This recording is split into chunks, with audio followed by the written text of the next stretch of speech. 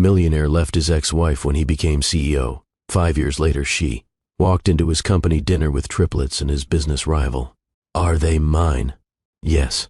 I tried to tell you, Trevor. I called you 87 times. 87.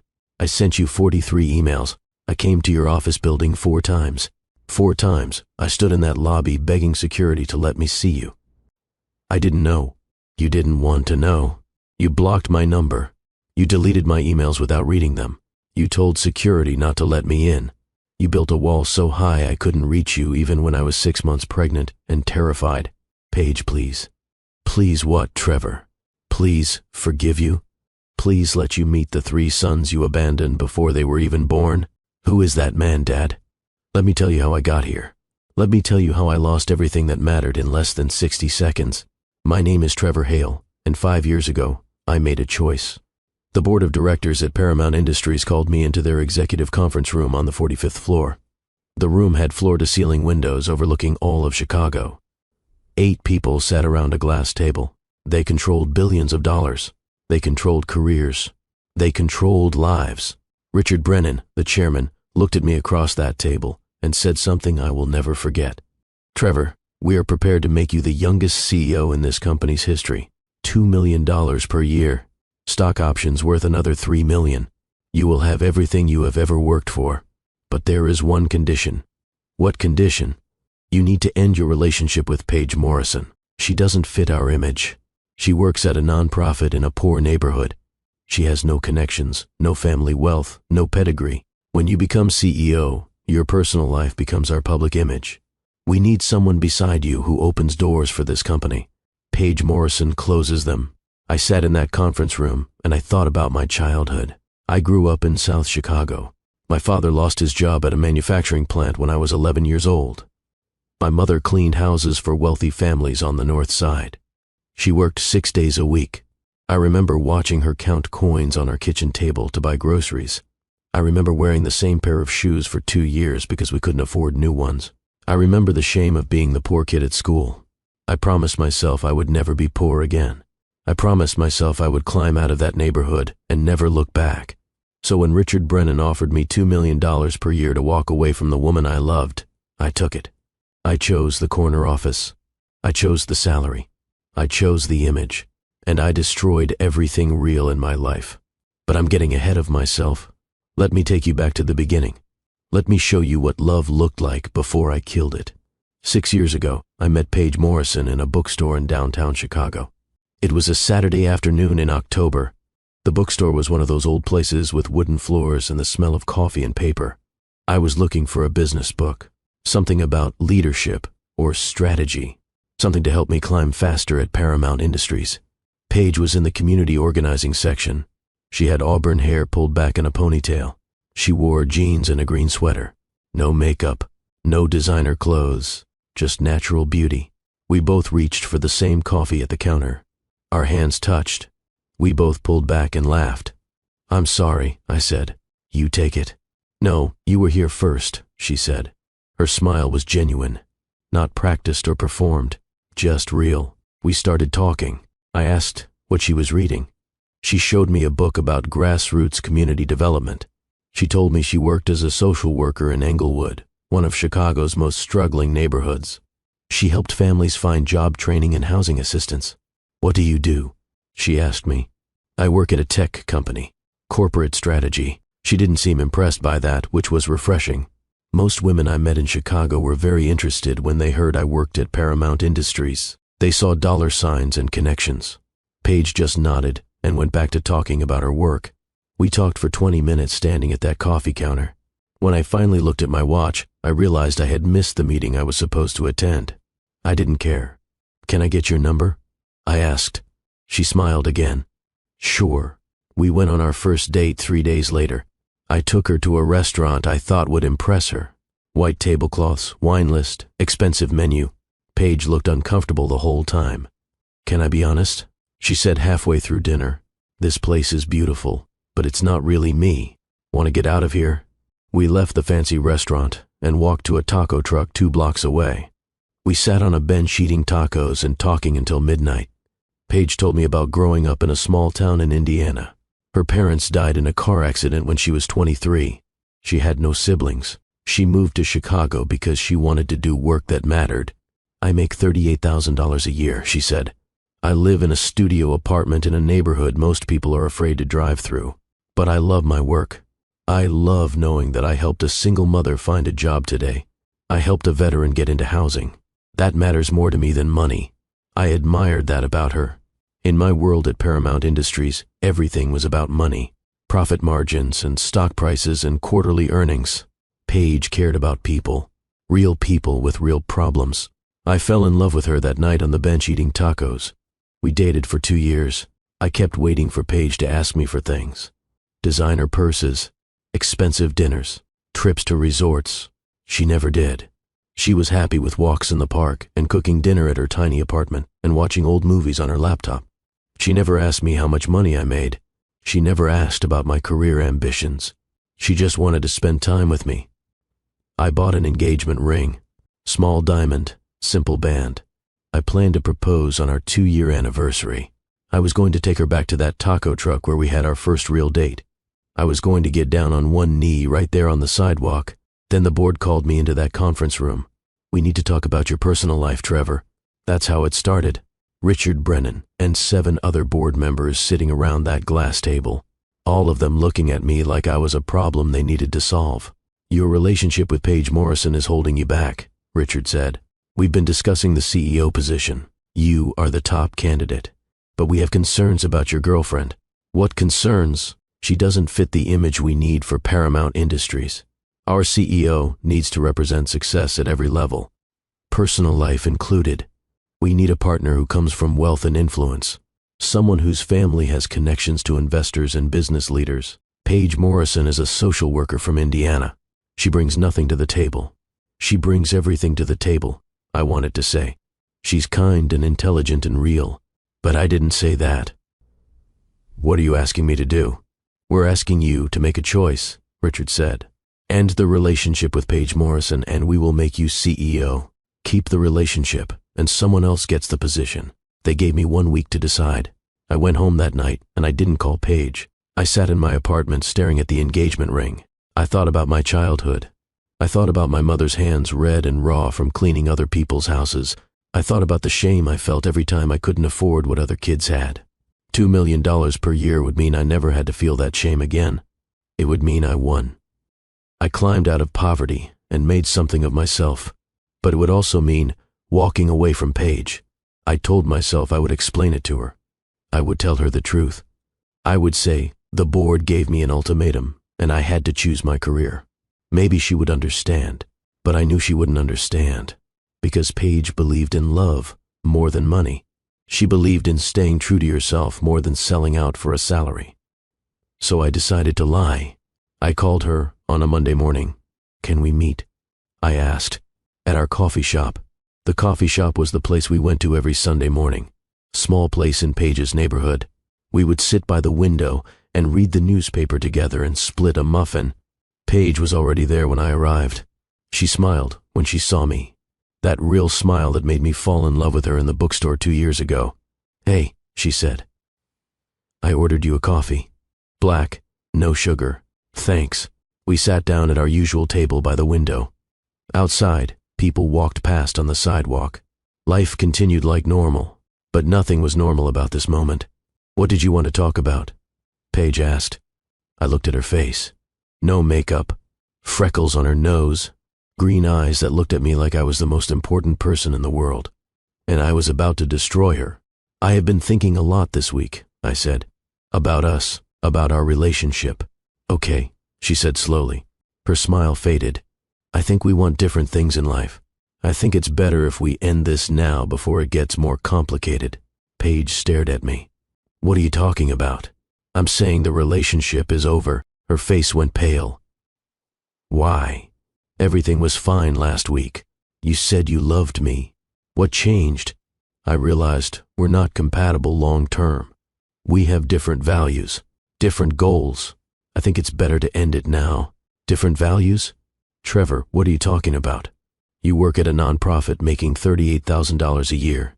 I'm about to become CEO of a major corporation. We live in different worlds. The words came out harsher than I intended.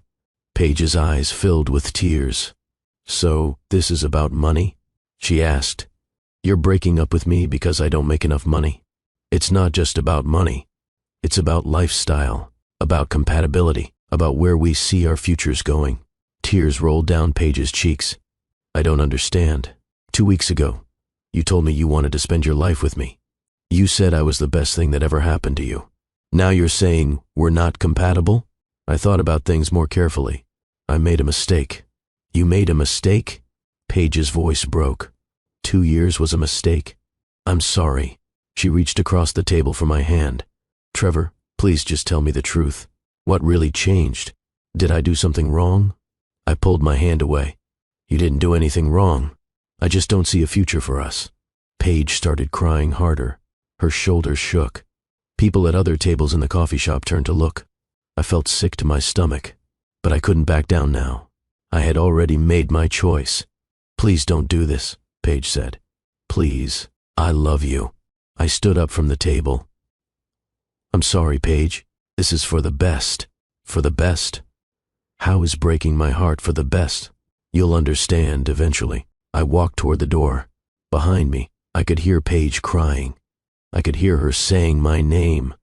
"Trevor, Trevor, please." I pushed open the door and stepped out onto the sidewalk. Through the window, I could see Paige sitting at the table. Her face was in her hands. Her whole body shook with sobs.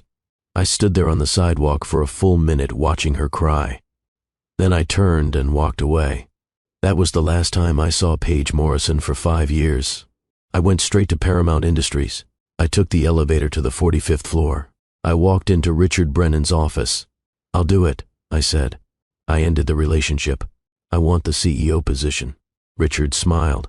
He stood up and shook my hand. "Excellent decision, Trevor. You won't regret this." But I already regretted it. I could still see Paige's face. I could still hear her voice breaking as she asked me what changed. The announcement came 2 weeks later. Paramount Industries named me Chief Executive Officer. I was 32 years old, the youngest CEO in the company's history. The press release went to every major business publication in the country. Forbes wrote a cover story about me. Businessweek called me a rising star in the tech industry. My face was on magazine covers. Reporters called for interviews. Business schools invited me to speak. Everyone wanted to know the secret to my success. I never told them the secret. The secret was that I sold my soul for a corner office. I moved into a penthouse apartment overlooking Lake Michigan, floor-to-ceiling windows, marble counters, designer furniture, everything I thought I wanted, but the apartment felt empty. I blocked Paige's number from my phone. I told my assistant to delete any emails from her address without showing them to me. I told building security at Paramount that if Paige Morrison came to the lobby asking for me, they should turn her away. Clean break. That's what I told myself. No contact meant it would be easier for both of us to move on. I threw myself into work. 16-hour days, board meetings, investor presentations. I traveled to New York and San Francisco and Boston meeting with clients. I worked through weekends and holidays. 6 months after I became CEO, Richard Brennan invited me to a charity gala. All the major business leaders in Chicago would be there. Investors, entrepreneurs, politicians. "You should bring a date," Richard said. "Someone impressive." At the gala, Richard introduced me to Brooke Laurent. She was tall and stunning. Blonde hair, blue eyes, perfect features. She worked as a model. Her father was a real estate mogul who owned half of downtown Chicago. Brooke and I started talking. The conversation was smooth and polished. She laughed at my jokes. She touched my arm when she spoke. She gave me her number before the night ended. "She's perfect for you," Richard said after Brooke walked away. "Beautiful, connected, from the right family. The board would very much approve." I called Brooke the next day. We went to dinner at the most expensive restaurant in Chicago. Brooke wore a designer dress that probably cost more than Paige made in a month. We talked about travel and fashion and real estate. Everything was surface level, nothing real. But Brooke looked perfect in photographs, and that's what mattered to the board. We started dating. The relationship moved fast. Within 3 months, Brooke was attending company events with me. She stood next to me for photos. She smiled at investors' wives. She said all the right things. The board Loved her. You made the right choice, Trevor, Richard told me at a board meeting. Brooke Laurent is exactly the image we need. Much better than that social worker. I didn't tell him that I thought about that social worker every single day. I didn't tell him that I still had the engagement ring I bought for Paige hidden in my desk drawer. I didn't tell him that sometimes I would drive past Paige's neighborhood, hoping to catch a glimpse of her. I just smiled and nodded and played the part of successful CEO with the perfect girlfriend. 1 year after I became CEO, I proposed to Brooke. I took her to dinner at a restaurant on top of a skyscraper. Champagne, city views, violinist playing in the background. I got down on one knee. Brooke, will you marry me? Yes, she said. She held up her hand to admire the ring. It was 3 times larger than the ring I bought for Paige. More expensive, more impressive, less meaningful. Our engagement appeared in society magazines and business publications. Power couple, that's what they called us. CEO and model. Everyone said we looked perfect together. We got married 6 months later. 300 guests at a luxury hotel. Designer wedding dress. Custom tuxedo. Photographers everywhere. The wedding appeared in 5 different magazines. I stood at the altar watching Brooke walk down the aisle, and I thought about Paige. I wondered what she was doing. I wondered if she was happy. I wondered if she thought about me. Then I pushed those thoughts away and focused on my bride. Brooke and I moved into a bigger penthouse. We bought expensive cars. We went to galas and fundraisers and corporate events. We smiled for cameras. We said the right things. We looked perfect. But we barely talked. Not about real things. Not about feelings or fears or dreams. Just surface conversations about schedules and social events. I was successful. I was wealthy. I had everything the board told me I needed. And I was completely empty inside. 3 years passed like this. CEO of Paramount Industries. Married to Brooke Laurent. Attending events and making speeches and appearing on business news programs. Everyone told me I had made it. I had achieved the American dream. Then came the annual Paramount Industries Gala. The gala was the biggest event of the year. 200 guests, investors, board members, corporate leaders from across Chicago, crystal chandeliers, live music, 5-course dinner. I spent months planning every detail. The guest list, the menu, the seating arrangements. Everything had to be perfect. The night of the gala, I arrived early. I wore my most expensive tuxedo. Brooke wore a red designer gown that cost $12,000. We stood at the entrance greeting guests as they arrived. Richard Brennan pulled me aside. Excellent turnout, Trevor. The Henderson Investment Group is here. Wellington Capital sent their senior partners. This is exactly what we needed. I nodded and smiled. I had given this same smile at 100 events. Professional, confident, successful. The guests moved into the main ballroom. Waiters served champagne. A string quartet played in the corner. Everyone was dressed in evening wear. Jewels glittered under the chandeliers. Watches that cost more than cars. Shoes that cost more than monthly rent. This was my world now. Wealth and image and performance. Dinner was about to be served when the very important person entrance doors opened. I was standing near the head table holding a glass of champagne. I glanced toward the doors expecting to see another investor or board member. Instead, I saw Paige Morrison. Time seemed to stop. She looked different than she did 5 years ago. Her auburn hair was styled in an elegant updo. She wore a sophisticated navy blue gown, but it was unmistakably her, the woman I walked away from in that coffee shop. But Paige wasn't alone. A man walked beside her. His hand rested on her lower back. I recognized him immediately. Zachary West, CEO of Vertex Solutions, Paramount Industries' biggest competitor. Zachary West was younger than me by 2 years. He had built Vertex Solutions from nothing into a major tech company. The business press loved him. They called him the ethical entrepreneur, the CEO who cared about his employees. Everything Paramount Industries wasn't, but I barely processed Zachary's presence, because walking beside Paige and Zachary were 3 small boys. Triplets. Identical triplets. They couldn't have been more than 5 years old. All 3 wore matching navy suits with small bow ties. They had blonde hair, my exact shade of blonde. As they walked under the chandelier light, I saw their eyes. Green, the same unusual shade of green as my own eyes. My champagne glass slipped from my hand. The sound of crystal shattering on marble floor cut through the music and conversation. Everyone in the ballroom turned to look. 200 faces, all staring at me. I couldn't move. I couldn't breathe. I stared at the 3 boys walking beside Paige. They had my blonde hair, my green eyes. As they walked closer, I could see their faces more clearly. They had my nose, my jaw, my features, just smaller and younger. One of the boys looked up at the sound of breaking glass. He looked directly at me. It was like looking at a photograph of myself at age 5. "Oh my God," Richard Brennan whispered beside me. He saw it too.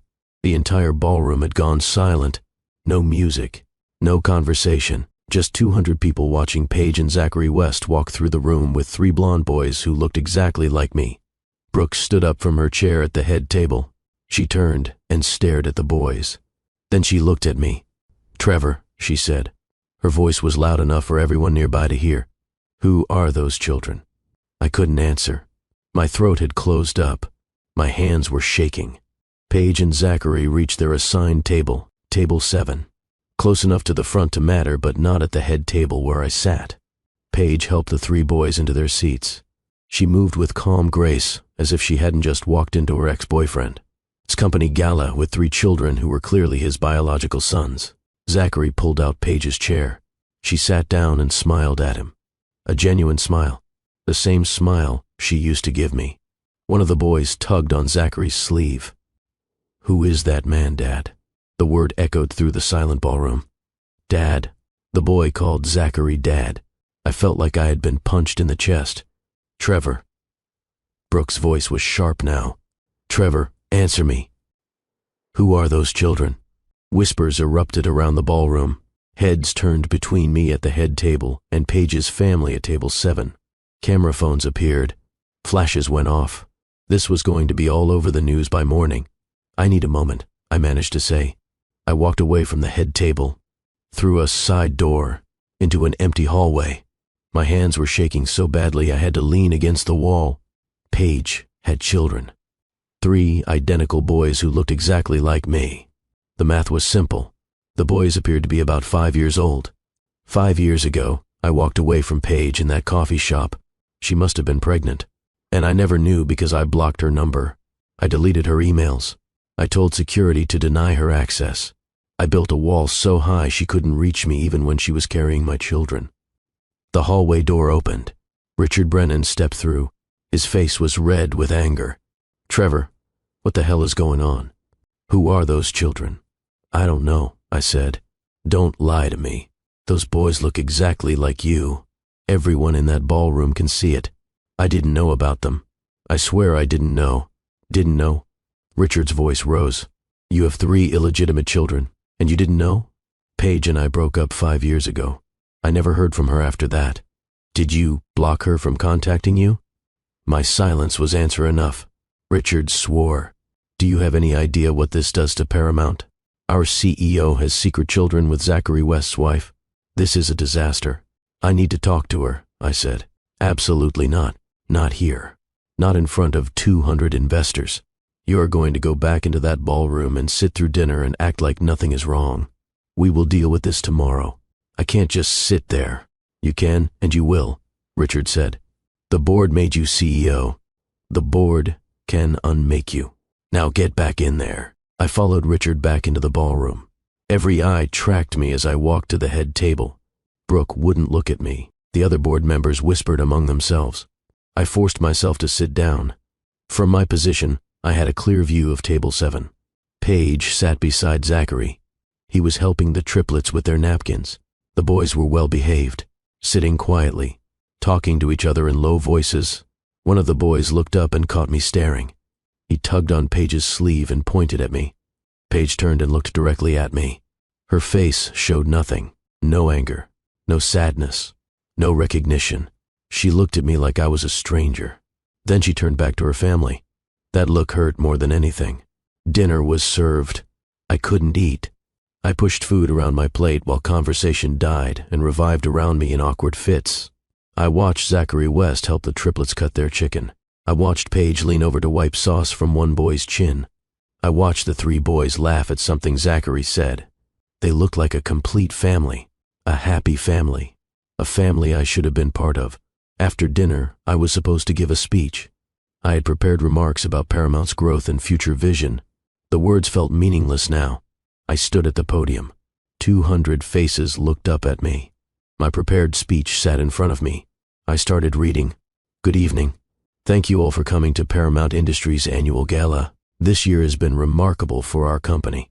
We have expanded into new markets, increased shareholder value, and strengthened our position as industry leaders. My eyes drifted to table 7. Paige was looking down at her hands. Zachary's arm rested on the back of her chair. The triplets were drinking juice from small glasses. Success, I continued, but my voice faltered. Success is measured in many ways.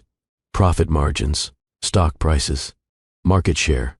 I have spent my career focused on those measurements. I wasn't reading from my notes anymore. The words came from somewhere deeper. But standing here tonight, I'm realizing that maybe I've been measuring the wrong things. 6 years ago, I made a choice. I chose my career over someone I loved. I was told that to be a successful CEO, I needed to prioritize image over authenticity, status over substance. I listened, and I lost everything that actually mattered. Richard Brennan was making cutting motions with his hand, telling me to stop. I ignored him. Tonight, I'm seeing the consequences of that choice. I'm seeing what I threw away. And I'm understanding, maybe for the first time, what real success looks like. I stepped away from the podium. I walked down from the stage and across the ballroom floor. People moved aside as I approached table 7. Zachary West stood up. He positioned himself slightly in front of Paige and the boys. His expression was calm but firm. "Trevor," Zachary said quietly, "this isn't the place." "I know. I'm sorry. I just need to ask." I looked at the 3 boys. "What are their names?" Paige stood up slowly. She looked at me for a long moment. "Cooper, Brady, and Austin. They're 5 years old." "I didn't know," I said. "Paige, I swear I didn't know you were pregnant. I tried to tell you. I called 87 times. I sent 43 emails. I came to your office building 4 times. You blocked me completely. I know. I was a coward." "Yes," Paige agreed. "You were."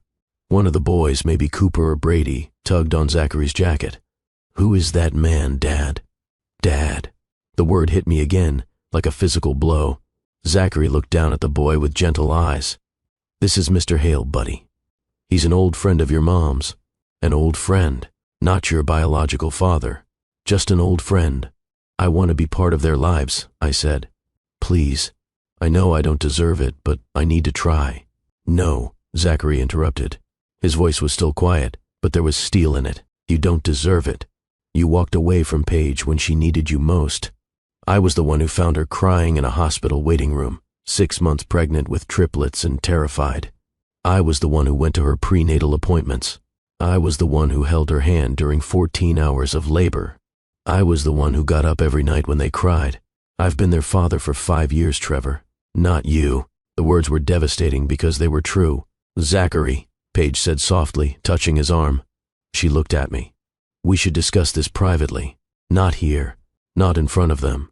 She glanced at the boys who were watching with confused faces. "Tomorrow," Zachary said to me. "My office, 10 a.m. We'll talk then." I nodded. There was nothing else to say. I turned and walked back across the ballroom. Every step felt like moving through water. 200 pairs of eyes followed me. I could feel them staring. I could hear the whispers starting. I didn't return to the podium. I walked straight out of the ballroom, through the lobby, and out into the Chicago night. Behind me, the gala continued. Someone else would give closing remarks. The board would handle the very important person reception.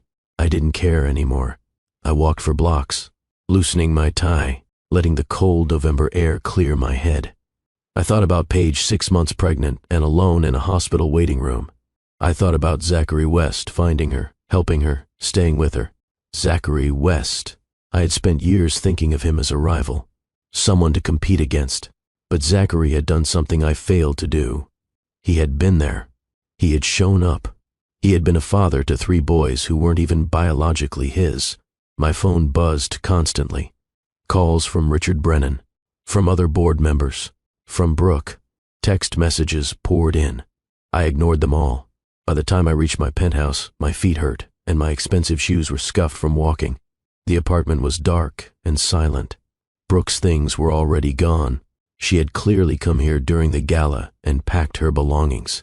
On the kitchen counter was a note in her handwriting. "We're done. My lawyer will contact you." I crumpled the note and threw it away. I felt nothing about Brooke leaving. Our entire relationship had been a performance, a carefully constructed image for the board. I sat on my couch in the dark and thought about Cooper, Brady, and Austin, 3 5-year-old boys I had never met. My sons, who called another man dad. I didn't sleep that night. At 9:30 the next morning, I stood outside Vertex Solutions headquarters. The building was smaller than Paramount's but more modern. Glass walls and green spaces. I rode the elevator to the top floor. Zachary's assistant showed me to a conference room. "Mr. West will be with you shortly," the assistant said. I waited. Through the glass walls I could see Vertex employees working. The atmosphere looked different from Paramount, more relaxed. People were smiling, talking, collaborating. The door opened. Zachary walked in, followed by Paige. I stood up. "I didn't know you'd be here," I said to Paige. "I'm not letting Zachary handle this alone," Paige said. She sat down across from me. Zachary sat beside her. In daylight, without the gala's formal atmosphere, they looked like what they were. A married couple, united. "Let me say first," Zachary began, "that I understand this is complicated for everyone. But my priority is protecting Cooper, Brady, and Austin. They're my sons in every way that matters. I've raised them since before they were born." "I understand," I said, "and I'm grateful, truly. You did what I should have done." Paige's expression softened slightly. "But they're also biologically mine," I continued. "I can't undo the past 6 years. I can't change the fact that I abandoned you, Paige. But I want to be part of their lives now if you'll let me." "Why?" Paige asked. "Why now, Trevor? You made it clear 6 years ago that your career mattered more than anything else. What's changed?" "Everything. Seeing them last night, seeing what I lost, it's like waking up from a nightmare. The board made me choose between you and becoming CEO. I chose CEO. And every day since then, I've regretted it." "The board made you choose?" Paige's voice rose. "You never told me that. You made me think I wasn't enough. You were more than enough. I was just too weak to fight for you." Silence filled the room. "When I found out I was pregnant," Paige said slowly, "I was terrified. Triplets. I had no family, no support system. I tried so hard to reach you, Trevor. Every call that went to voicemail, every email that bounced back, it destroyed me a little more each time. I started to believe maybe I had imagined our whole relationship." Zachary took her hand. "Then one night," Paige continued, "I was in the hospital waiting room for a prenatal checkup. I was 6 months along. Enormous. I had just found out I lost my job because I couldn't keep up with the physical demands. I was crying, trying to figure out how I would afford to raise 3 babies alone. And Zachary was there. My sister was having a baby," Zachary said. "I was in the waiting room with her husband. I saw Paige crying, and I couldn't just walk past. We started talking. He smiled at the memory. She told me about the triplets, about being alone. I don't know why, but I felt like I needed to help. He came to every appointment after that," Paige said. "He took childbirth classes with me. When I went into labor at 3 in the morning, Zachary was the one I called. He drove me to the hospital and stayed for all 14 hours. He was the first person to hold Cooper, Brady, and Austin after me. I fell in love with them immediately," Zachary said. "And with Paige, though that took a bit longer for both of us to admit. We got married when the boys were 2. I legally adopted them. They're my sons." Trevor felt tears threatening. "You've been an incredible father to them, a better father than I probably would have been. But I want the chance to know them. I'm not trying to replace you, Zachary. I could never do that. I just want to be in their lives." "That's complicated," Zachary said. "Cooper, Brady, and Austin don't know about you. They think I'm their biological father. We plan to tell them the truth when they're older, when they can understand." "I see. But they saw you last night," Paige said. "This morning at breakfast, Brady asked why that man at the dinner looked exactly like them. Kids notice more than we think." Trevor leaned forward. "Please, let me try. I'll follow whatever rules you set. I'll see them when you say I can." I'll take whatever relationship you're willing to give me with them. I just can't walk away again. I can't. Paige and Zachary looked at each other. Some silent communication passed between them. We need to think about this, Zachary finally said. This isn't a decision we can make lightly. It affects 3 children we love. Whatever we decide, their well-being comes first. I understand, Trevor said. Take whatever time you need. We'll call you in a few days, Paige said. Trevor stood to leave. At the door, he turned back. Zachary, I'm sorry that your wife's past has become your problem. Zachary shook his head. Paige's past isn't a problem. It's part of who she is. And Cooper, Brady, and Austin aren't a burden. They're the best thing that ever happened to me. I don't regret any of it. The simple statement cut deep. Zachary didn't regret loving Paige or raising Trevor's biological children. He had chosen them willingly, joyfully. Trevor had thrown away what Zachary had embraced. Trevor left Vertex Solutions and went home. By noon, his phone was exploding. The board wanted an emergency meeting. The story had hit the business news. Photos from the gala were everywhere online. Trevor frozen at the podium. The triplets at table 7. The undeniable resemblance. Trevor sent a simple email to Richard Brennan. I resign, effective immediately. His phone rang within seconds. Trevor let it ring. Over the next week, Trevor's life imploded. He resigned as CEO. The board tried to negotiate, to do damage control. Trevor refused every offer. He had spent 6 years building a career that cost him everything real. He was done. Brooke's lawyer filed divorce papers. Trevor signed them without reading them and gave her whatever she wanted.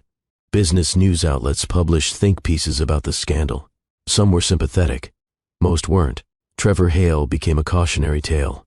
The CEO who prioritized image over integrity and paid the price. Trevor didn't care. He waited for Paige and Zachary's decision. If you've ever made a choice that destroyed everything, leave a comment below. And if you're wondering whether Trevor gets a second chance with his sons, hit that subscribe button. Because what happens next will restore your faith in redemption, or break your heart trying. 8 days after the gala, Paige called. We've decided, she said without preamble. You can meet them. Zachary and I will be there. We're going to tell them the truth. That Zachary is their dad in every way that matters, but that you're their biological father. They might not understand everything, but they deserve honesty. Thank you, Trevor said. His voice broke. Don't thank me yet. If you hurt them, if you make promises you can't keep, if you disappear again, I will never forgive you. Neither will Zachary. I won't disappear. I swear. Saturday at 2 p.m., our house in Oak Park. Zachary will text you the address. The call ended. Saturday came. Trevor woke up at 6 in the morning even though he was not sure he had slept at all. He took a shower. He brushed his teeth 3 times. He tried to eat breakfast but felt too nervous. Trevor looked through his suitcase. He brought 3 different shirts. He put on jeans and a blue button-down shirt. Then he changed. He put on khaki pants and a green sweater. Then he changed again. He finally settled on jeans and a simple gray shirt. At 9 o'clock, Trevor left his hotel. The drive to Oak Park took 20 minutes. He arrived at 9:30. He parked on the street in front of Paige's house. He turned off the car and sat there. His heart was beating fast. His hands felt cold. The house was a beautiful Victorian with a large yard. A tire swing hung from an oak tree. Bicycles leaned against the porch. Toys scattered across the front steps. This was where his sons lived. This was the home Paige and Zachary built for them. Trevor looked at his watch. 9:35. He had 25 minutes. He waited. 9:40. 15 minutes left. 9:50. 10 minutes left. At 9:58, Trevor opened the car door. He stepped out onto the sidewalk. He walked slowly to the front door. He could hear children's voices inside. Laughter. Someone was singing. Trevor reached the door. He checked his watch. 10 o'clock exactly. He pressed the doorbell. The voices inside stopped. Trevor heard footsteps. The door opened. Paige stood there. She wore jeans and a white t-shirt. Her hair was down around her shoulders. She looked at Trevor for a moment without speaking. You're on time, Paige finally said. You told me not to be late, Trevor said. Paige stepped aside. Come in. Trevor walked into the house. The inside was warm and clean. The living room was directly to the right. Toys covered the floor. Building blocks, stuffed animals, coloring books. Shoes sat in a row by the door. Small shoes. Children's shoes. Trevor looked at the walls. Photos hung everywhere. Photos of Cooper, Brady, and Austin as babies, as toddlers, at birthday parties, at the park, at the beach. There was a photo of all three of them wearing matching Halloween costumes. They were dressed as lions with orange manes around their faces. Trevor stared at the photos. He missed all of these moments. First birthdays, first Halloweens, first everything. "Wait here," Paige said. She walked to the stairs and went up. Trevor stood in the entryway.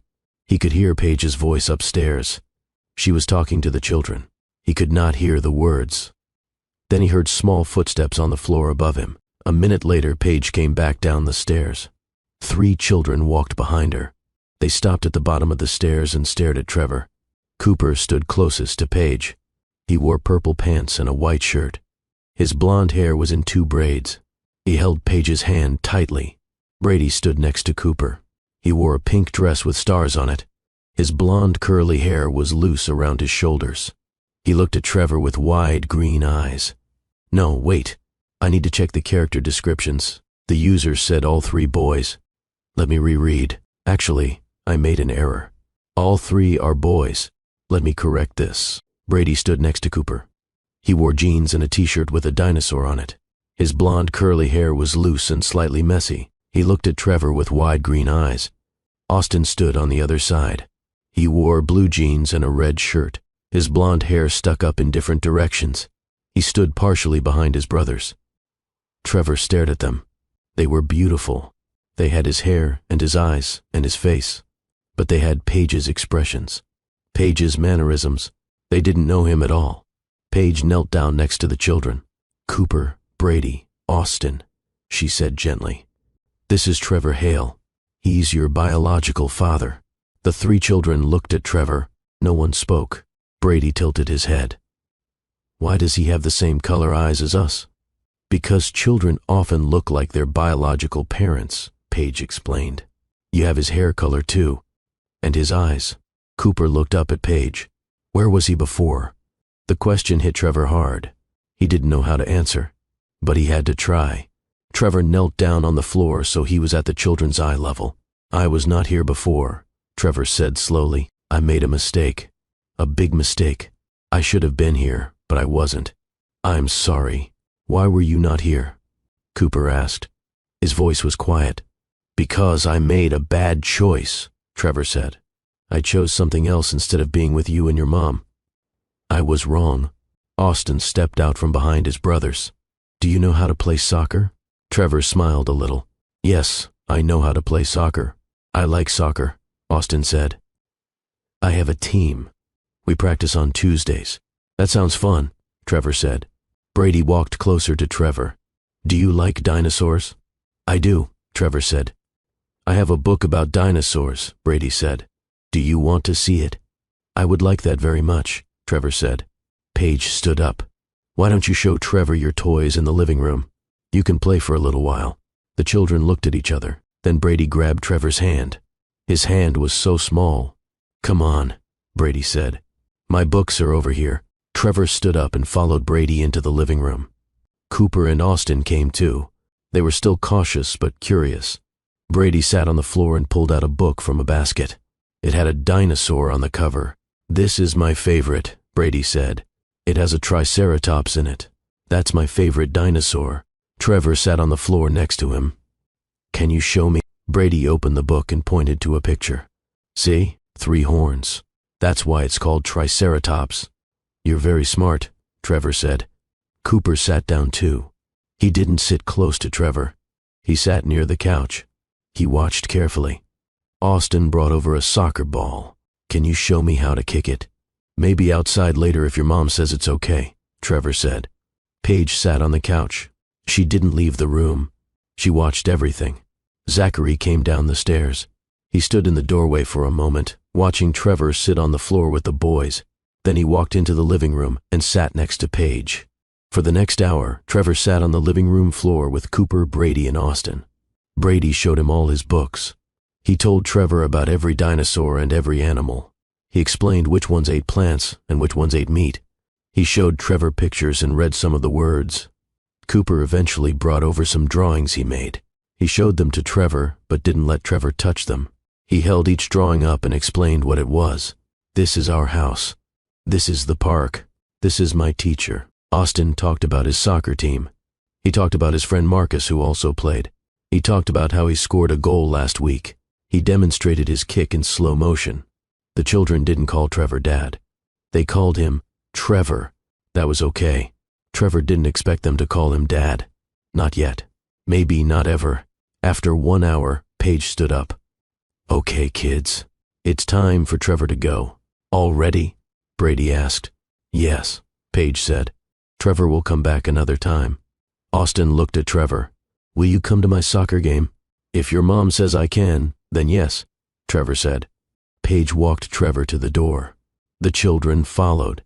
They stood in the entryway looking at him. Thank you for letting me visit, Trevor said to the children. Thank you for showing me your books and your drawings and telling me about soccer. Bye, Trevor, Brady said. Bye, Austin said. Cooper didn't say anything. He just looked at Trevor. Trevor walked out the door and down the steps. He turned back. Paige stood in the doorway with Cooper, Brady, and Austin beside her.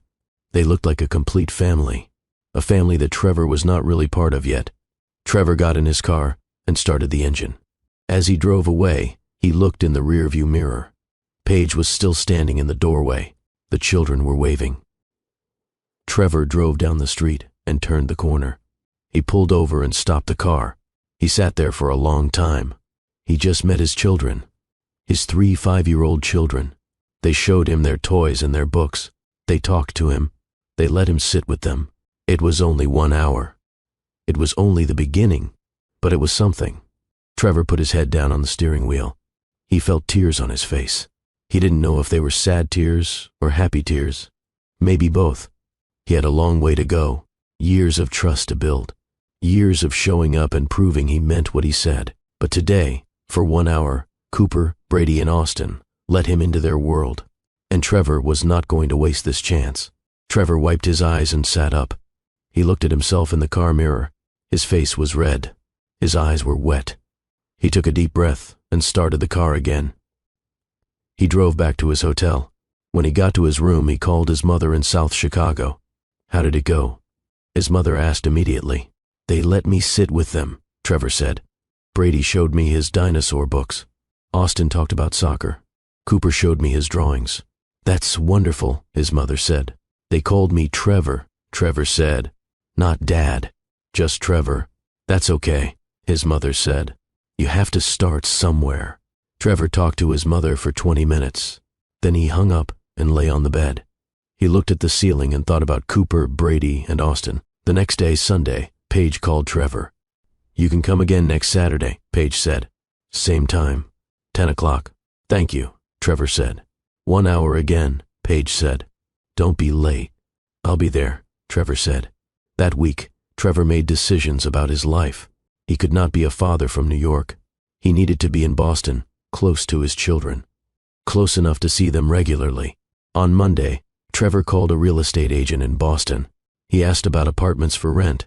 Small apartments. 1 bedroom. Nothing expensive. On Tuesday, the agent sent Trevor 3 options. Trevor picked the cheapest one.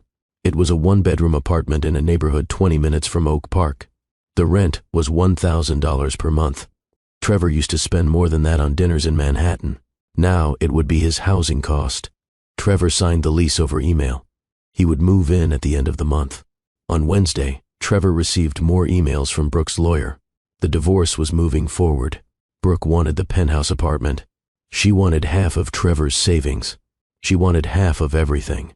Trevor's lawyer called him. You could fight this, the lawyer said. You don't have to give her everything. Give her whatever she wants, Trevor said. I don't care. Just make it fast. Are you sure? The lawyer asked. Yes, Trevor said. On Thursday, Trevor called his bank. He asked about his Paramount Industries stock. He still owned shares worth $8 million. Trevor told the bank to sell all of it. All of it? The banker asked. Mr. Hale, are you certain? That's a significant asset. Sell it, Trevor said. The stock sold on Friday. $8 million appeared in Trevor's account. Trevor immediately transferred $6 million into 3 separate trust accounts. $2 million for Cooper, $2 million for Brady, $2 million for Austin. College funds, money they could access when they turned 18. Trevor called Paige on Friday evening. I set up college funds for the children, Trevor said. $2 million each. The accounts are in their names. You can manage them until they're adults. Paige was quiet for a moment. That's a lot of money, Trevor. It's the least I can do, Trevor said. I missed 5 years. I can't give them back that time, but I can make sure they have opportunities. Thank you, Paige said. Her voice was softer than usual. But money doesn't make up for being present. I know, Trevor said. That's why I'm moving to Boston. I signed a lease for an apartment. I'm moving at the end of this month. Paige was quiet again. You're moving here? Yes, Trevor said. I can't be a father from New York. I need to be close to them. Okay, Paige said. Saturday came again. Trevor drove to Oak Park. He arrived at 10 o'clock exactly. He knocked on the door. Paige opened it. Cooper, Brady, and Austin stood behind her. Hi, Trevor, Brady said. Hi, Brady, Trevor said. The second visit was easier than the first. The children were less scared. They showed Trevor more toys. Austin brought out building blocks, and they built a tower together. Cooper sat on the couch and drew pictures. He didn't talk much, but he stayed in the room. After 1 hour, Paige said it was time for Trevor to leave. The children said goodbye. Trevor came back the next Saturday, and the Saturday after that, and the Saturday after that. Every Saturday for 6 months, Trevor drove to Oak Park at 10 o'clock in the morning. He stayed for 1 hour. He sat on the living room floor with Cooper, Brady, and Austin. He listened to their stories. He looked at their drawings and their books. He played with their toys. The children were always polite, but they were distant. They called him Trevor. They didn't hug him. They didn't ask him personal questions. Sometimes Trevor brought small gifts. Coloring books for Cooper, new dinosaur books for Brady, a soccer ball for Austin. Paige allowed the gifts but told Trevor not to bring expensive things. They don't need toys, Paige said. They need consistency. During those 6 months, Trevor's old life completely fell apart. Brooke finalized the divorce. She took the penthouse and half of Trevor's money. Her lawyer sent the final papers in July. Trevor signed them without reading. News articles about the scandal continued for weeks. Business magazines wrote stories about Trevor's fall from power. TechVision appointed a new CEO. Trevor's name was removed from the company website. Trevor became known as the CEO who abandoned his children. Reporters called him. Trevor never answered. His reputation was destroyed. He didn't care anymore. In August, Trevor moved into his small apartment in Boston. The apartment had 1 bedroom, a tiny kitchen, and a living room barely big enough for a couch. The walls were white and empty. Trevor brought almost nothing from New York, just clothes and a few books. He needed a job. He could not live off his remaining money forever. Trevor applied to tech companies in Boston. Most rejected him immediately. The scandal made him unhireable. No one wanted a CEO with a destroyed reputation. Finally, a small tech startup called him for an interview. The company had 15 employees. They created software for small businesses. The CEO was a woman named Rachel Kim. She was 30 years old and built the company herself. Rachel interviewed Trevor in a small office. I know about your situation, Rachel said. I read the articles. I'm going to be honest with you, Trevor. Most companies won't hire you. Your name is associated with scandal. I understand, Trevor said. But I believe people can change, Rachel continued. I believe in second chances. We need a senior manager, someone who understands business operations. The salary is $150,000 per year. No stock options, no bonuses, just salary. It's probably less than you're used to. I'll take it, Trevor said. Rachel raised her eyebrows. You don't want to negotiate? No, Trevor said. I just want to work. I need to stay in Boston. I need to be close to my children. Rachel nodded. Okay. You start Monday. Trevor started his new job in September. He went to the office every day from 9 to 5. He managed projects. He wrote reports. He attended meetings. No one treated him like a celebrity. No one asked for his autograph. His coworkers knew about his past, but they didn't talk about it. Trevor preferred it this way. Simple work. No fame. No pressure. Just showing up and doing his job. Every Saturday, Trevor still visited Cooper, Brady, and Austin. The visits continued. 1 hour every week. Trevor never missed a Saturday. Not once. In October, 3 months after the first visit, something changed. Trevor arrived at Paige's house. The children came downstairs. Cooper walked into the living room and sat next to Trevor on the couch instead of across the room. It was a small thing, but it meant everything. Cooper was starting to trust him. In November, 4 months in, Brady brought Trevor a book. "Can you read this to me?" Brady asked. Trevor's throat felt tight. "Yes, I would love to." He read the book to Brady. Brady sat next to him and looked at the pictures. When Trevor finished, Brady said thank you and ran off to play. In December, 5 months in, Austin asked Trevor to play soccer in the backyard. Paige said it was okay. They went outside. The yard was small, but big enough to kick a ball. Austin showed Trevor how he practiced. They kicked the ball back and forth. "You're really good," Trevor said. "I've been practicing a lot," Austin said. "Coach says I might be the best on the team." "I believe it," Trevor said. They played for 15 minutes.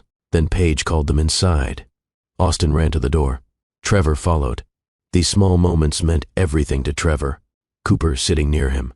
Brady asking him to read. Austin playing soccer with him.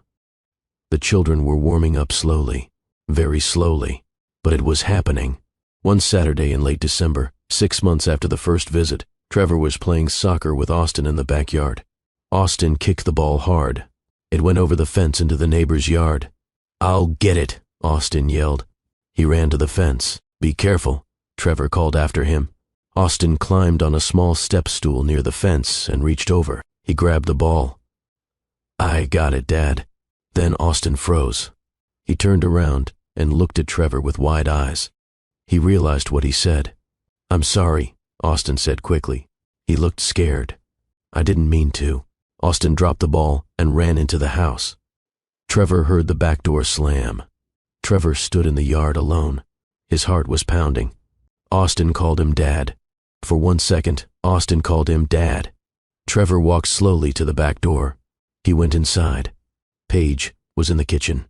Austin was standing next to her with his face buried in her side. "I'm sorry, Mommy," Austin was saying. "I didn't mean to call him that."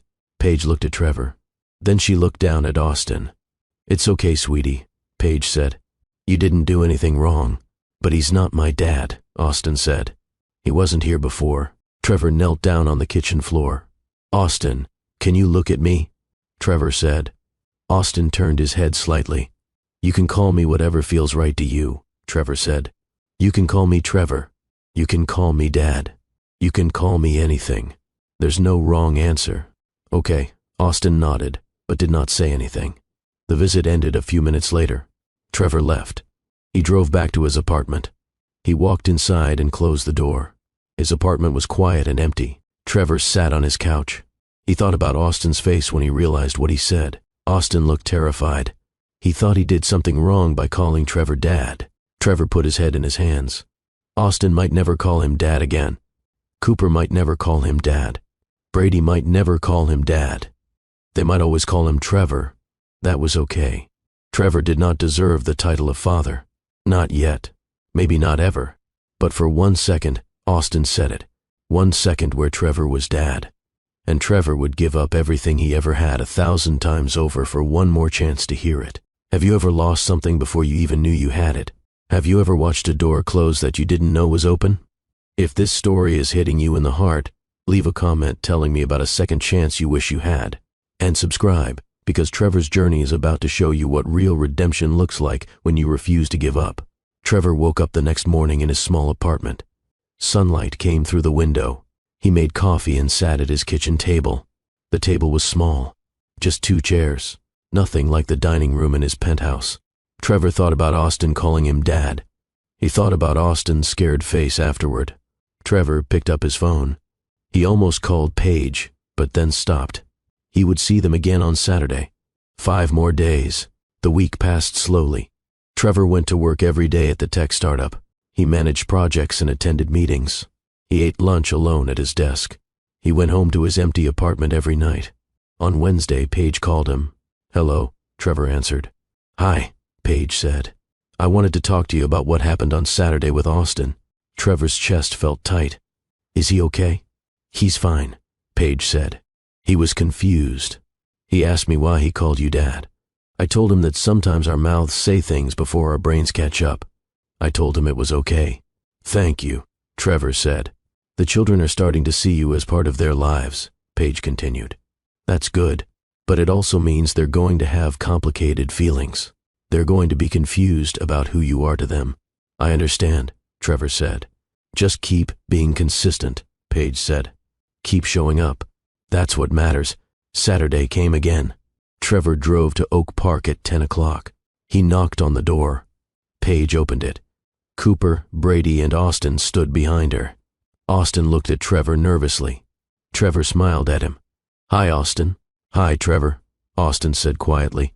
They went into the living room. The children played. Austin was quieter than usual, but he stayed in the room. After 30 minutes, he brought Trevor his soccer ball. "Can we play outside?" Austin asked. "If your mom says yes," Trevor said. Paige nodded. They went to the backyard. Trevor and Austin kicked the ball back and forth. Neither of them mentioned what happened last week, but Austin smiled more. He laughed when Trevor missed the ball. The visits continued every Saturday. 1 hour. Trevor never missed a week. In January, 7 months after the first visit, Paige called Trevor on a Tuesday. "The triplets are turning 6 years old in September," Paige said. "I'm planning a birthday party. Just a small party in the backyard with some of their friends from school." Trevor waited. He did not know why Paige was telling him this. "I wanted to know if you would like to come," Paige said. Trevor felt tears in his eyes. "Yes, I would like that very much." "It's on Saturday, September 15th at 2 in the afternoon, Paige said. "I'll send you the details." "Thank you," Trevor said. Months passed. Trevor kept working at the startup. He kept living in his small apartment. He kept visiting Cooper, Brady, and Austin every Saturday. In March, 8 months in, Cooper brought Trevor one of his drawings. "This is for you," Cooper said. "You can keep it." The drawing showed a house with a tree. 5 stick figures stood in front of the house. 1 tall figure labeled Mom. 1 tall figure labeled Dad. 3 small figures labeled Cooper, Brady, and Austin, and 1 more tall figure labeled Trevor. "This is beautiful," Trevor said. "Thank you, Cooper." Cooper smiled a little. Then he went back to his coloring books. Trevor looked at the drawing. He was in it. He was part of their picture, not as Dad, just as Trevor, but he was there. In June, Brady asked Trevor about his job. "What do you do at work?" Brady asked. "I help a small company organize their projects," Trevor said. "I make sure everyone knows what they are supposed to do." "Is it fun?" Brady asked. "Sometimes," Trevor said. "It's not exciting, but I like it. It lets me stay in Boston near you." "I'm glad you live in Boston," Brady said. Then he went back to his books. Trevor felt his throat get tight. Brady was glad he lived in Boston. He wanted Trevor nearby. In July, Paige called Trevor again. "I think we can increase the visits," Paige said. "You've been consistent for almost a year. You haven't missed a single Saturday. The children are comfortable with you now. What are you suggesting?" Trevor asked. "You can come twice a week," Paige said. "Saturdays at 10 and Wednesdays after school at 4, but only for 1 hour each time." "Yes," Trevor said immediately. "Thank you." "The same rules apply," Paige said. "Be on time. Be consistent. If you say you will be there, you have to be there." "I will be there," Trevor said. Starting in August, Trevor visited twice a week, Saturdays and Wednesdays. He helped Austin practice soccer in the backyard. He read books to Brady. He looked at Cooper's drawings and told him he was talented. September 15th arrived, the triplets' 6th birthday. Trevor drove to Oak Park at 2 o'clock in the afternoon. Cars filled the street. Parents were dropping off children for the party. Trevor parked and walked to the house. The front door was open. He could hear children's voices and music. Trevor went to the backyard. The yard was decorated with balloons and streamers. A table had a birthday cake with 6 candles. About 15 children ran around playing. Parents stood in groups talking. Paige saw Trevor and walked over. "Hi," she said. "Thank you for coming." "Thank you for inviting me," Trevor said. Cooper, Brady, and Austin were playing with their friends. They did not notice Trevor at first.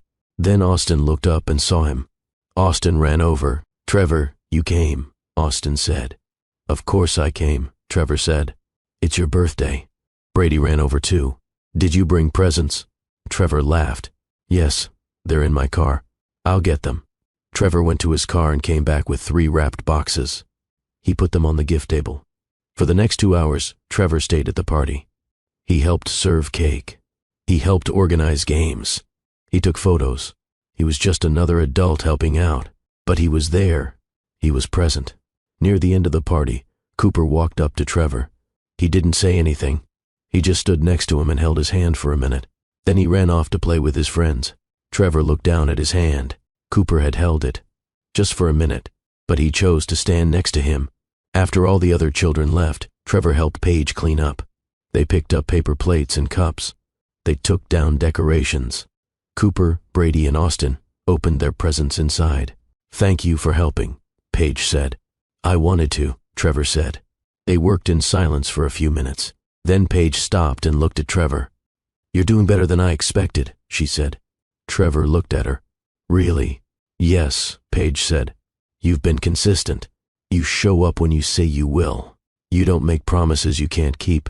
The children trust you now, not completely, but they're getting there." "Thank you for giving me this chance," Trevor said. "I know I don't deserve it." "No one deserves anything," Paige said. "We just do our best with what we have." "You missed the first 5 years of their lives. You can't change that, but you can be here for what comes next." Trevor nodded. "That's all I want." 1 year passed since Trevor first met Cooper, Brady, and Austin. It was now October. Trevor still visited twice a week. The children were comfortable with him now. They talked to him about school and friends. They showed him their homework.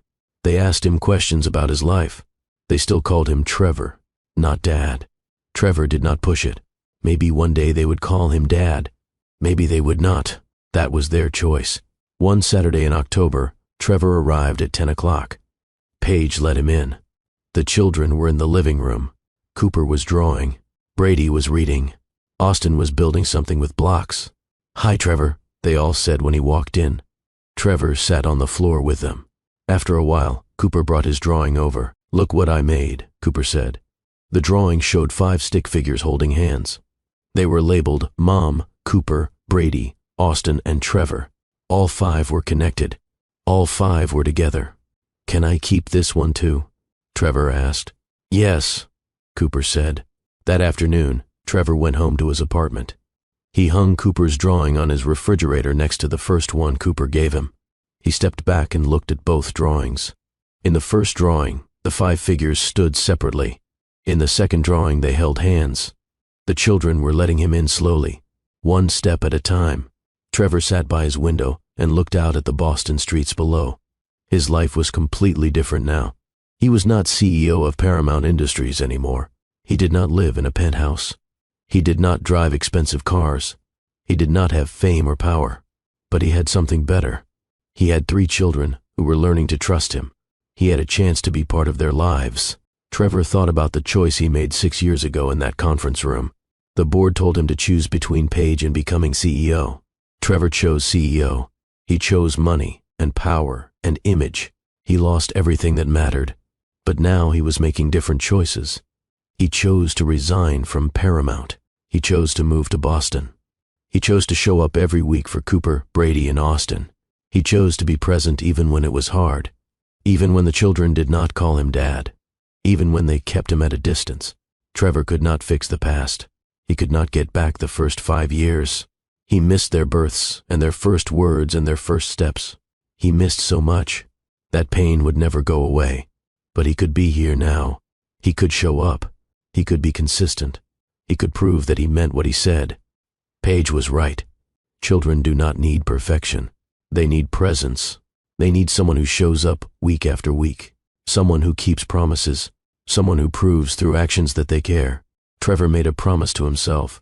He would visit Cooper, Brady, and Austin every week for the rest of his life. He would be there for soccer games and art shows and school plays. He would be there for birthdays and holidays. He would be there when they were happy and when they were sad. It would take years to earn their complete trust. Maybe it would take forever. Maybe they would never fully forgive him for missing the first 5 years. But Trevor would keep showing up. Every week, every month, every year. He would be present. He would be consistent. He would prove that they mattered more than anything else. Because Trevor finally understood what success really meant. Success was not a corner office or a big salary or fame. Success was not image or power or wealth. Success was 3 children learning to trust him. Success was Cooper giving him drawings. Success was Brady asking him to read. Success was Austin playing soccer with him in the backyard. Success was showing up even when you don't deserve a second chance. Success was doing the work to repair what you broke. Success was choosing family over everything else. Trevor looked at the drawings on his refrigerator one more time. 5 stick figures holding hands. Mom, Cooper, Brady, Austin, and Trevor. He was part of their picture now. Not perfectly, not completely, but he was there. And Trevor would never walk away again. 2 years after the gala, Trevor received a call from Paige. "The boys want to know if you'd come to their soccer game on Saturday," she said. "It's their first year playing, and they're very excited." "I'd love to," Trevor said. "But what about our regular visit? We were thinking maybe you could come to the game and then stay for dinner after." "If you want dinner. A family dinner." The invitation felt monumental. "I'd really like that," Trevor said. Saturday came. Trevor drove to the Oak Park Youth Soccer Field. He found Paige and Zachary in the stands. They had saved him a seat. Trevor watched Cooper, Brady, and Austin run around the field in matching jerseys. Their blonde hair was bright in the sunlight. They were not very good yet. They were only 7, but they played with joy and enthusiasm. When Austin scored a goal, he turned and looked at the stands.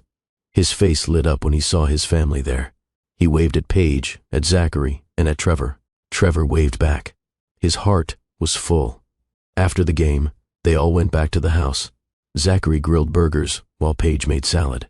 The boys changed out of their uniforms and ran around the backyard, still full of energy. Trevor helped set the table. It was such a simple domestic task, but it felt significant. He was helping. He was part of this. They ate dinner together as the sun set. The boys talked over each other about the game, about school, about their friends. Paige and Zachary listened with patient attention. Trevor mostly stayed quiet, just soaking in the normalcy of it all. This was what he had thrown away 6 years ago. Not the specific people, but the possibility, the chance for genuine connection, for family, for love that was not performed for an audience. After dinner, while Zachary helped the boys with their bath time, Paige and Trevor cleaned up the kitchen. "Thank you for coming today," Paige said. "The boys were really excited that you'd be there." "Thank you for inviting me," Trevor said. "This means everything." Paige dried a plate thoughtfully. "You know, I spent years being angry at you, for leaving, for blocking me, for missing their births." The anger was justified. It was, Trevor agreed, but holding on to it wasn't helping anyone, Paige said. "Zachary helped me see that. He said that forgiveness isn't about excusing what you did. It's about releasing the power it has over my life. Have you forgiven me?" Trevor asked quietly. Paige considered. "I'm working on it.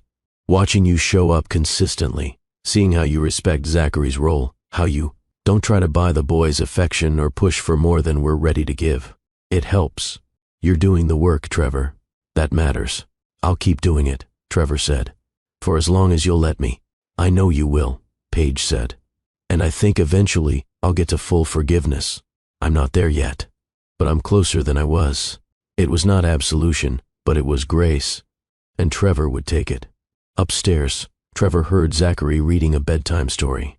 The boys were laughing at the funny voices he made. Zachary was an incredible father.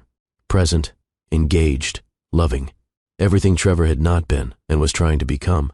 Before Trevor left that night, Cooper ran down the stairs in his pajamas. "Trevor, wait," Cooper called. Cooper held out a small toy car. "I want you to have this. You can bring it back next time." Trevor knelt down and took the car carefully. "Are you sure? This looks important." "It is," Cooper said seriously. "That's why I'm letting you borrow it." So you have to come back. Trevor felt his eyes sting. I'll take very good care of it. And yes, I'll definitely come back. Cooper smiled and ran back upstairs. Trevor stood on the porch with Paige and Zachary. He looked at the small toy car in his hand, red with racing stripes, worn smooth from being played with. He's never let anyone borrow that car before, Zachary said quietly. Not even his brothers. The significance was not lost on Trevor. Cooper was learning to trust him. Trevor drove home with the toy car in his cup holder. In his apartment, he placed it carefully on his desk next to the family drawings. These were his treasures now. Not stock portfolios or corner offices or six-figure bonuses. A child's drawing and a borrowed toy car. Evidence that he was becoming part of something real. 4 years after the gala, the boys were 9 years old. Trevor had been part of their lives for 4 years now. More than half of their lifetime. He saw them weekly. He attended their school events, their sports games, their birthday parties. He was Uncle Trevor to their friends. Just Trevor to Cooper, Brady, and Austin. And he was okay with that. One Saturday in spring, Trevor arrived for his weekly visit. Paige opened the door with an unusual expression, similar to the day the boys had shown him the family tree drawing. What's going on? Trevor asked. The boys have something they want to ask you, Paige said. In the living room, Cooper, Brady, and Austin sat on the couch in a row. They looked nervous. Zachary stood nearby, his hand on Paige's shoulder. He nodded encouragingly at the boys. Trevor, Brady started. We've been talking, and we have a question. Okay, Trevor said, sitting down in the chair across from them. What's up? The three boys looked at each other. Some silent communication passed between them. Then Cooper spoke. Dad is our dad, Cooper said. That's never going to change. He's the best dad in the world. He absolutely is, Trevor agreed. But you're important too, Austin added. Your family. You've been coming every Saturday for 4 years. You've never missed one, not even when you were sick that time. Trevor had indeed shown up with a terrible cold once, wearing a mask and keeping his distance, but refusing to break his streak of weekly visits. So we were wondering, Brady continued, if maybe instead of just Trevor, we could call you something else. Trevor's heart started beating faster. What did you have in mind? The three boys looked at each other again. Then Cooper said, We thought maybe Papa Trevor? Because Dad is Dad, but you're also a parent-type person. Papa Trevor makes sense to us. Trevor could not speak. Tears filled his eyes. If you don't like it, Austin started, looking worried. No, Trevor managed to say. I love it. Papa Trevor is perfect. The boys grinned with relief. We checked with Dad first, Brady said. We wanted to make sure he was okay with it. Trevor looked at Zachary, who nodded. They came to me last week with the idea, Zachary said. I told them it was completely their choice what they wanted to call you. You've earned a title beyond just your first name. Thank you, Trevor said to Zachary. Then to the boys, thank you. This is the greatest honor of my life. Okay, Papa Trevor, Cooper said with a smile, testing out the name. Do you want to play basketball? Just like that, with a child's ability to move on from big moments, they went outside to play. But Trevor carried the moment with him. Papa Trevor, not Dad. That belonged to Zachary, but a parent figure nonetheless, a role he had earned through consistency and presence. That night, Trevor called his mother in South Chicago. They have a name for me now, he told her. Papa Trevor. His mother was quiet for a moment. Oh, Trevor, that's wonderful. I never thought I'd get here, Mom. After everything I threw away, I never thought I'd have any kind of relationship with them. You're getting a second chance, his mother said. Not everyone gets that. Don't waste it. I won't, Trevor promised. I show up for them the way I should have from the beginning, the way I wish I had shown up for Paige. Have you told her that? Not in so many words. Maybe you should. The following week, Trevor arrived early for his Saturday visit. Paige answered the door. The boys are still at their swimming lesson with Zachary, she said. They'll be home in about 30 minutes. You can wait inside if you want. Trevor followed her into the living room. Paige made tea. They sat in the kind of comfortable silence that comes from years of forced proximity slowly transforming into something like friendship. Paige, Trevor said finally, I never properly apologized. You've apologized many times, not the right way. I apologized for not knowing about the boys, for blocking you, for missing their births. But I never apologized for the core of it. For walking away from you in that coffee shop 6 years ago. For choosing a career over you. For being too weak to fight for what we had. Paige set down her teacup. Trevor, I loved you, Trevor continued. I was in love with you. And when the board told me you were not suitable for a CEO's wife, I should have told them to go to hell. I should have fought for us. Instead, I protected my career. I lied to you and made you think you were not enough, when the truth was that I was not enough. I was not strong enough or brave enough. And I'm sorry. I'm so deeply sorry for that betrayal. Paige's eyes were bright with tears. I appreciate that. Genuinely. You and Zachary have built something beautiful, Trevor said. Those boys are incredible, and I know that if I had stayed, if I had been the one to raise them, they might not have turned out the same. Zachary is the father they needed, but I wish I had been strong enough to be the man you needed back then. You were not, Paige said simply, and that hurt terribly. But Trevor, I need you to hear this. I'm happy. I love Zachary deeply. He's my partner in every sense. What we have together, the life we've built, I would not trade it for anything. Not even for a version of the past where you didn't walk away. The words hurt, but they also freed something in Trevor. I'm glad, he said, and meant it. You deserve that happiness. So do you, Paige said. Are you happy, Trevor? He considered. I'm not miserable anymore. For years after becoming CEO, I felt hollow. Now I feel like I'm building something real. The boys, my work helping small businesses instead of maximizing shareholder value. My life in that small apartment instead of a penthouse I never felt at home in. It's not the life I thought I wanted, but it might be the life I needed. That's good, Paige said. The boys love having you in their lives, you know. Cooper told me last week that Papa Trevor is his favorite Saturday tradition. Really, you've become part of their world, Trevor. Maybe not in the way you originally would have been, but in a meaningful way nonetheless. The front door opened.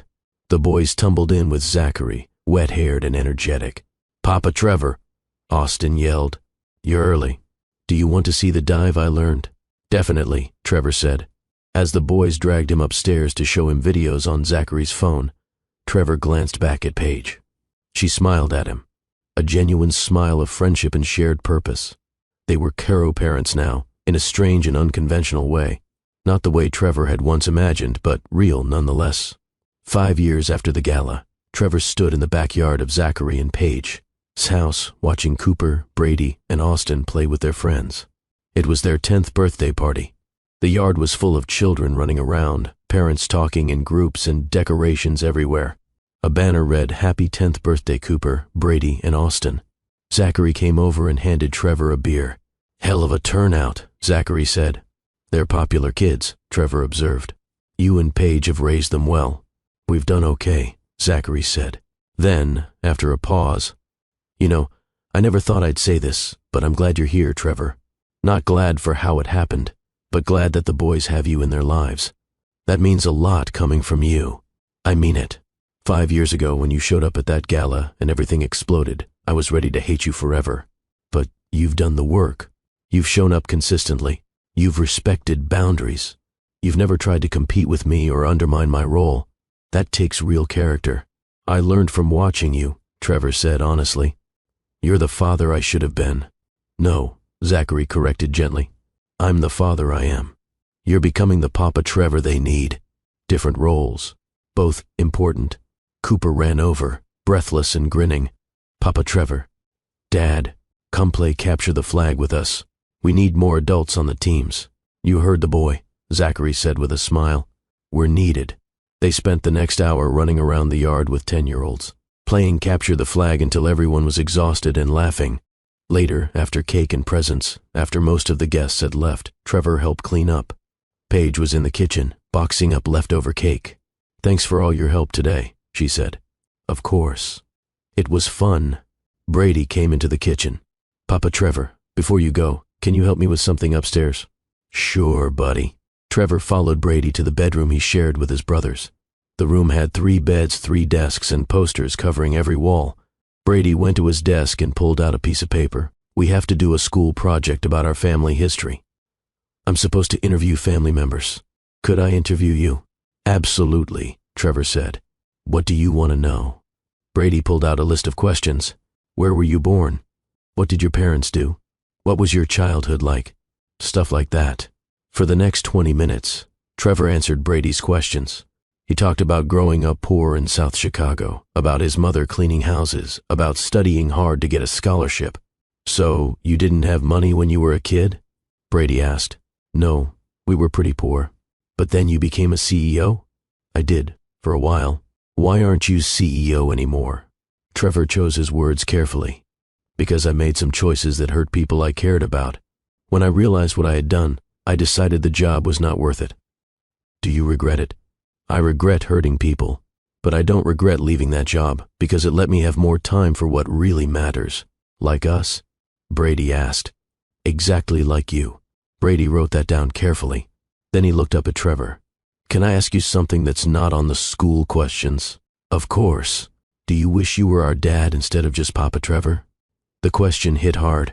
Trevor thought about lying, about giving an easy answer. But Brady deserved the truth. Honestly, part of me will always wish I had been there from the beginning.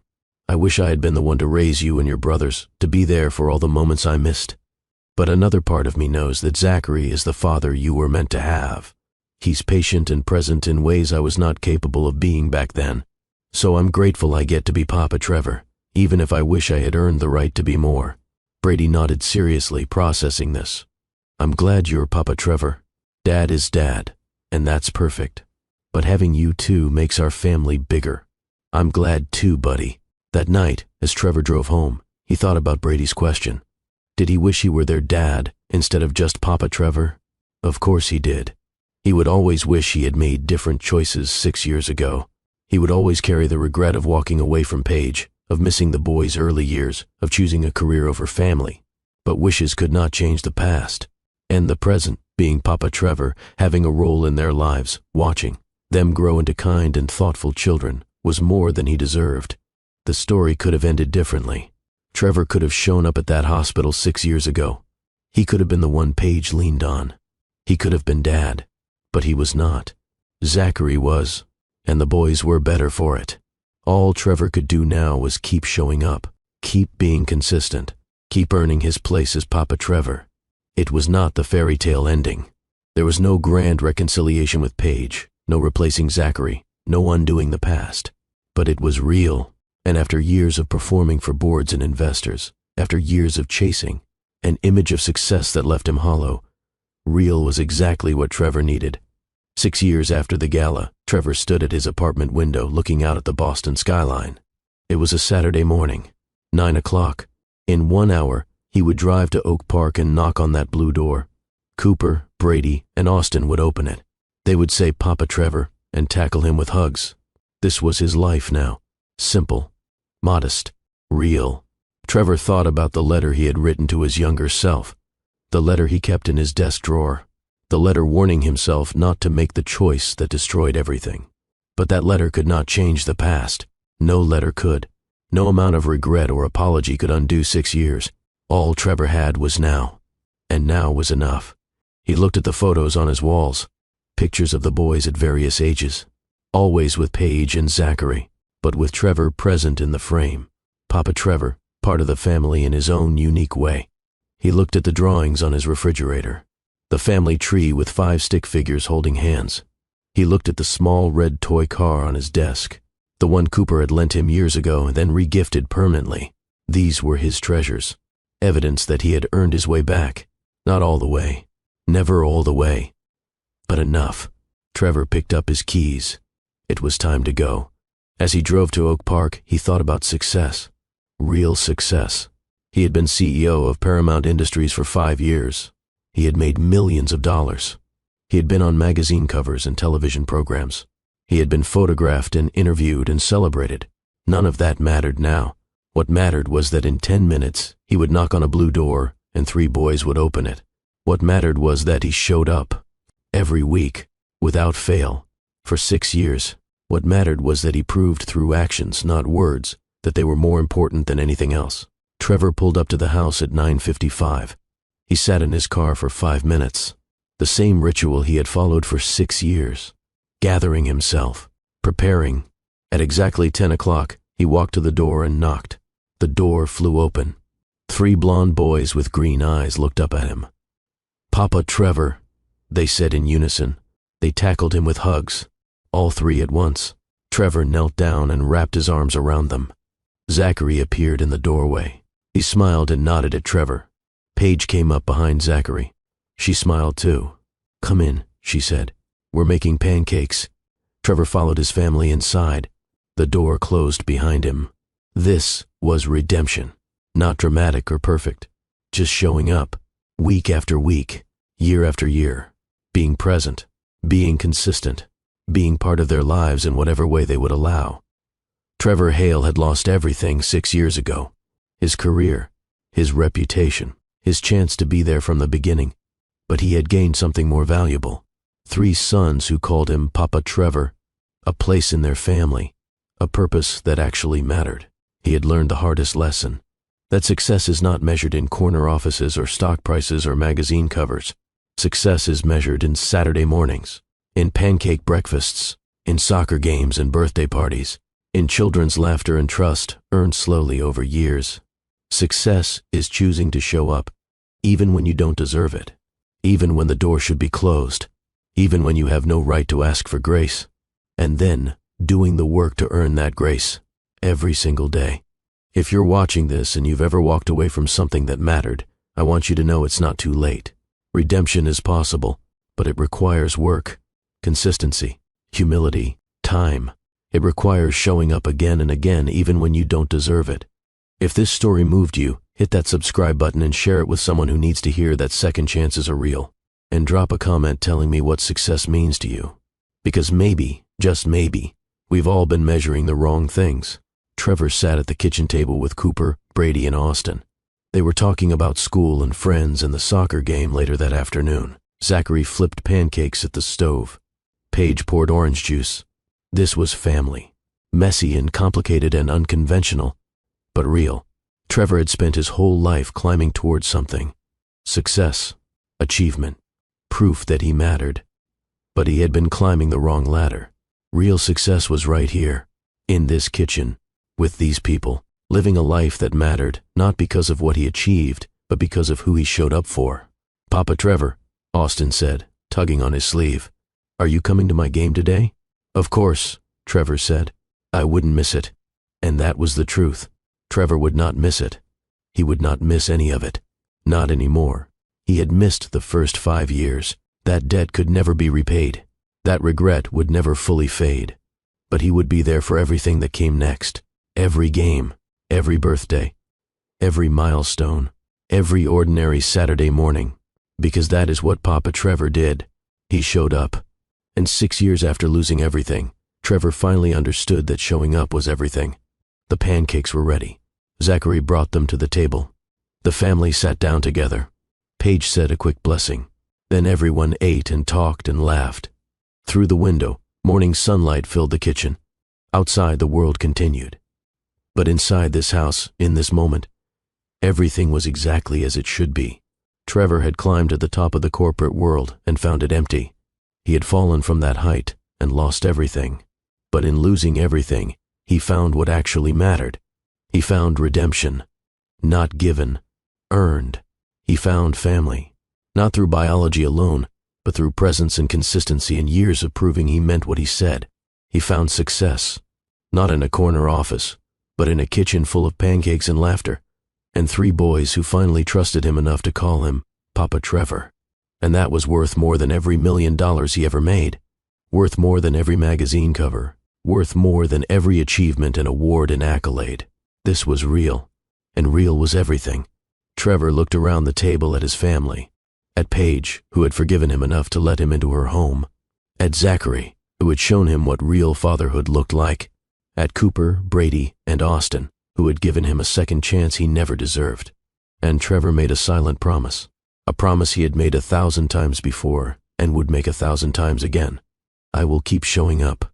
I will be here, always, not because it was easy, not because he had earned it, but because they mattered more than anything else in the world.